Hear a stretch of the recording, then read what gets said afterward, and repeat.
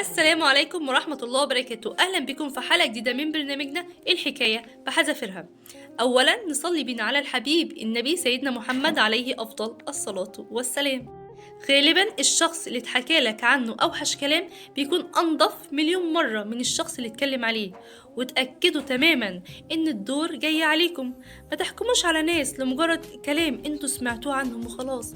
ياما ناس اتظلمت في حكايات هم نفسهم ما يعرفوش عنها أي حاجة، ياما ناس اتحكم عليهم إن هم وحشين هم من أنضف خلق الله.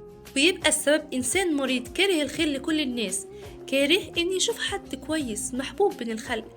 ما تسمحوش لشخص مريض إنه يتكلم ويخوض في أعراض الناس لمجرد إنهم مش موجودين ومش هيعرفوا يدافعوا عن نفسهم.